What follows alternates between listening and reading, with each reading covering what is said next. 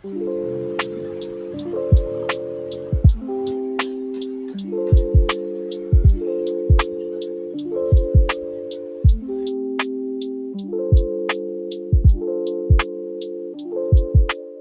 กรุงเทพคือเมืองที่หมุนไปอย่างรวดเร็วในบางมุมของย่านเก่าอย่างบางลำพูกลับมีซอกซอยที่ดูเหมือนการเวลาจะหยุดนิ่งเอาไว้ที่นี่คือเส้นทางรูปเกือกม้าที่โค้งโอบล้อมวัดชนะสงครามถนนเล็กๆที่ไม่ได้มีดีแค่ความร่มรื่นแต่มันซ่อนเรื่องราวของสะพานที่หายไปที่นี่รามบุตรีมาครับจะเล่าให้ฟัง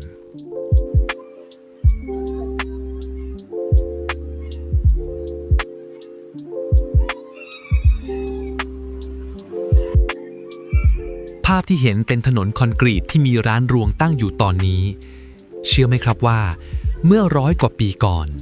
ใต้พื้นที่เราเดินอยู่เคยเป็นสายน้ำในอดีตรอบวัดชนะสงครามมีคลองขุดล้อมรอบเรียกกันว่าคลองตองปุหรือบ้านก็เรียกว่าคลองบ้านแขกการจะเข้าออกวัดในสมัยนั้นต้องอาศัยสะพานไม้เล็กๆจนกระทั่งความลำบากนี้ไปถึงพระเนตรพระกันของเจ้านายองค์หนึ่งคือหม่อมเจ้าหญิงเป้าสุริยกุลท่านหญิงเป้าท่านเป็นพระธิดาในพระเจ้าบรมวงศ์เธอกรมพระรามอิสเรศต้นราชสกุลสุริยกุลท่านได้อุทิศทรัพย์ส่วนตัว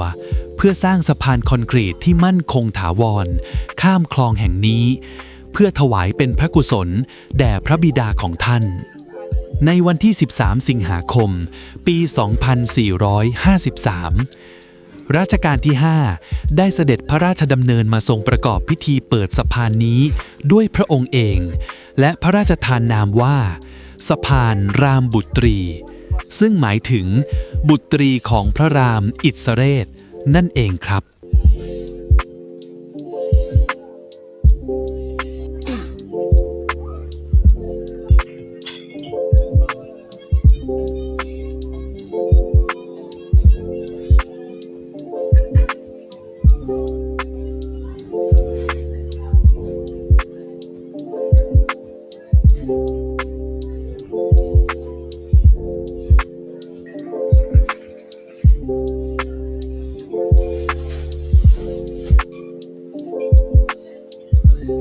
เวลาหมุนผ่านไปจนถึงช่วงปีพ.ศ.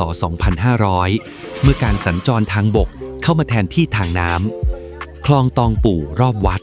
ถูกถมเพื่อขยายถนนสะพานรามบุตรีจึงถูกรื้อถอนไปตามกาลเวลา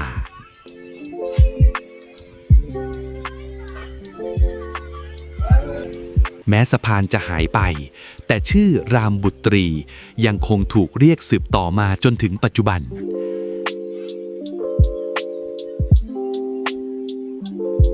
และความโค้งของถนนที่โอบล้อมเขตสังฆวาสของวัดชนะสงครามก็คือร่องรอยของแนวคลองเดิมนั่นเอง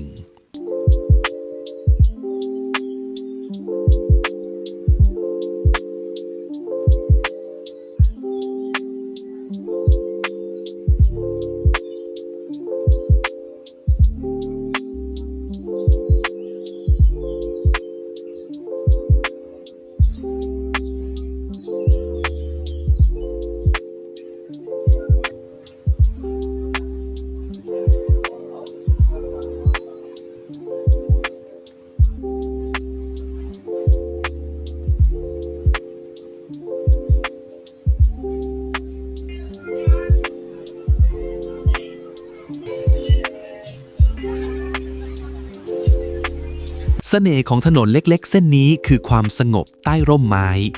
นักเดินทาง Slow Life มักจะมาปักหลักกันที่นี่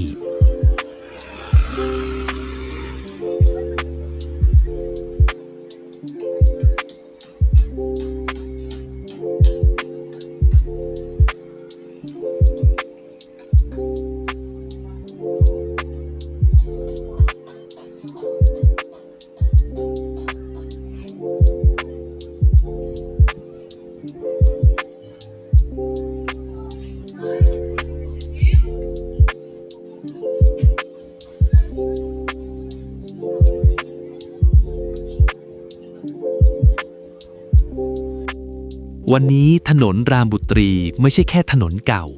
แต่มันคือพื้นที่ที่ยังมีชีวิตตอนกลางวันที่นี่เงียบพอให้คุณได้ยินเสียงใบไม้คาเฟ่เล็กๆค่อยๆเปิดผู้คนนั่งคุยกันแบบไม่รีบแต่พอตกกลางคืนแสงไฟเริ่มติดร้านอาหารเริ่มมีชีวิตนักเดินทางจากทั่วโลกเข้ามาเติมเต็มถนนเส้นนี้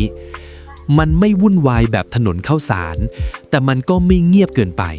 มันอยู่ตรงกลางระหว่างความคึกคักกับความสงบและนั่นคือเสน่ห์ของมัน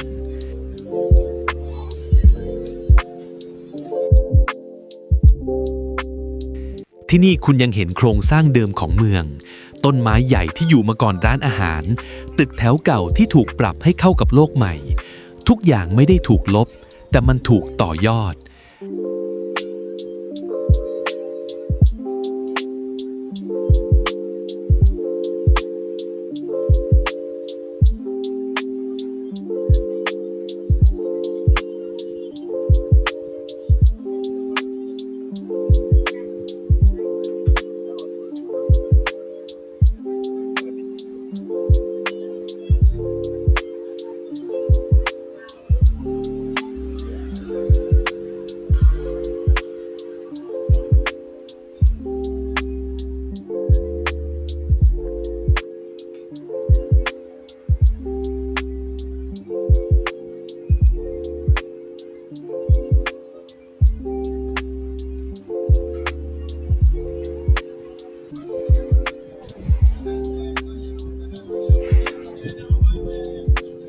ถนนรามบุตรีจึงไม่ใช่แค่ที่ที่คนมาเที่ยว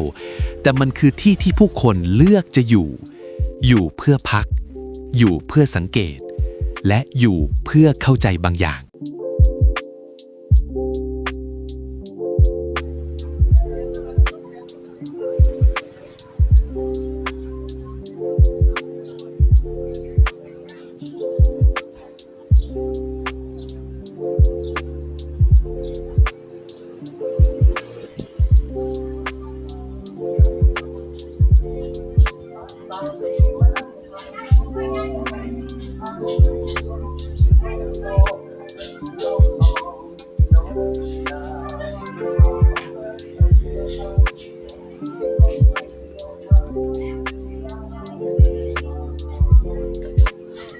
ทุกวันนี้แม้จะไม่มีคลองและไม่มีสะพานรามบุตรีให้เราเห็นอีกต่อไป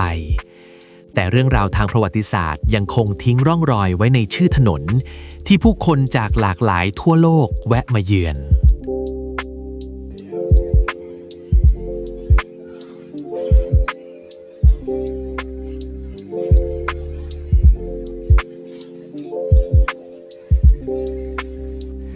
ครั้งหน้าถ้าคุณมีโอกาสมาเดินที่นี่